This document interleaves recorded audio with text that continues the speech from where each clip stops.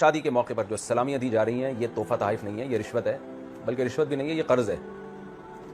پہلے تو مجھے اس بات پہ یقین نہیں آتا تھا، پھر ہمیں عینی شاہدین نے بتایا کہ دولہا کا ولیمے کا سارا خرچہ سلامیوں میں نکل آتا ہے، وہ جتنا ولیمہ کیا نا اس کے سارے پیسے ریٹرن ہو جاتے ہیں۔ پھر دولہے کو بھی پتا ہوتا ہے کہ میں جب اپنے دوست کی شادی میں جاؤں گا تو اس نے بھی سلامی دی تھی تو مجھے بھی سلامی دینی پڑے گی، تو قرض اسی کو تو کہتے ہیں جو قابل جو یعنی جس کی واپسی آپ پر لازم ہو۔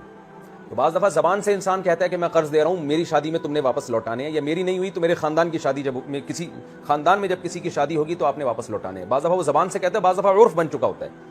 تو المعروف کالمشروط، فقہا کہتے ہیں جس چیز کا عرف ہونا تو اس کو الگ سے بتانا ضروری نہیں ہے، وہ ایسے ہی ہے جیسے یہ پہلے سے طے شدہ ہے، تو یہ طے شدہ ہے۔ یہ وہ ہے نا، ہم لوگ بچپن میں مذاق کیا کرتے تھے تو ہمارے کوئی دوست ملتے تھے نا، ہم ان سے پوچھتے تھے اور بھائی کیا خیال ہے، چائے پیو گے؟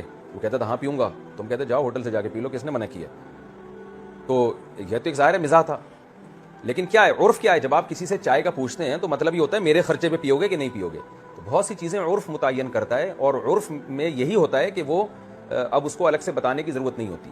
تو یہ دو شادیوں کے موقع پہ سلامی دی جا رہی ہے، چاہے وہ توپوں کی سلامی ہو یا پیسوں کی سلامی ہو، تو اس سلامی میں یہ بتایا تو نہیں جاتا کہ ہم یہ قرض دے رہے ہیں۔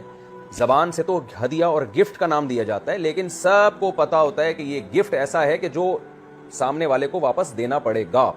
یہی وجہ ہے کہ بعض جگہوں پہ تو ڈائری میں باقاعدہ نوٹ کیا جاتا ہے، فلاں آیا تھا اس نے اتنے ہزار دیے تھے، فلاں نے اتنے سو دیے تھے، فلاں نے اتنے دیے تھے، اور جب اس کی شادی ہوتی ہے تو واپس دیا جاتا ہے۔ تو اس لیے یہ رسم ناجائز ہے، کیونکہ قرض میں تو یعنی وہ تو طیب خاطر کے بغیر قرض دیا جا رہا ہے۔ اچھا، اس میں طیب خاطر بھی نہیں ہے، طیب خاطر کا مطلب دل کی خوشی بھی، ایک قسم کی پینلٹی ہے کہ شادی ہو رہی ہے نہیں دیا تو کیا سوچیں گے وہ۔ ہدیہ دل کی خوشی سے ہوتا ہے، اور اسی ہدیے سے محبت بڑھتی ہے جو آپ بغیر کسی بوجھ اور دباؤ کے دیں۔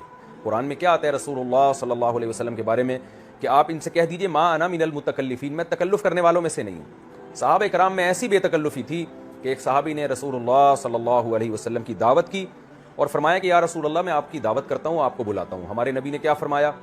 فرمایا میری زوجہ عائشہ کو بھی بلاؤ گے تو میں آؤں گا۔ تو ان صحابی نے کہا نہیں، اکیلے آپ کی دعوت ہے۔ دعوت کینسل ہو گئی۔ اب آپ دیکھیں، صحابی کو پتا تھا بھائی میں 2 آدمیوں کو کھانا نہیں پکا سکتا، میری اتنی گنجائش نہیں ہے، اتنے وسائل نہیں ہیں، تو انہوں نے یہ نہیں کہ ادھر سے ادھار، ادھر سے ادھار، ادھر سے ایک مصیبت میں اپنے آپ کو ڈالا۔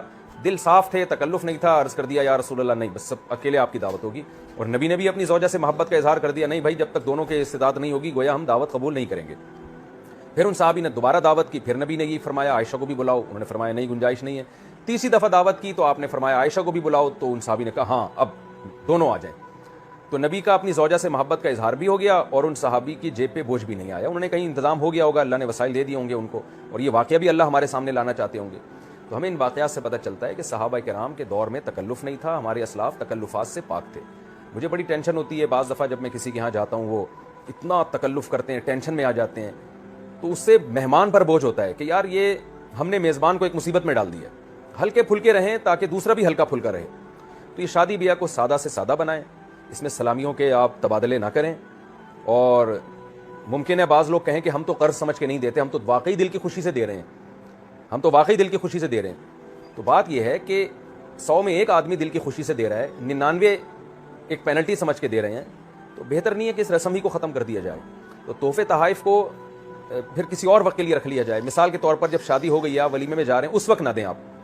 بعد میں آپ کہیں کہ یار میرے دوست کی شادی تھی، چلو یار گفٹ تو بنتا ہے اس میں، تو بعد میں اس کو کسی ٹائم پہ دے دیں، اس موقع پہ نہ دیں۔ علماء کہتے ہیں کیونکہ موقع پہ دینے سے ایک غلط رسم کی تائید ہو رہی ہے جس سے معاشرے میں خرابی پیدا ہو رہی ہے، اس کا اہتمام کرنا چاہیے۔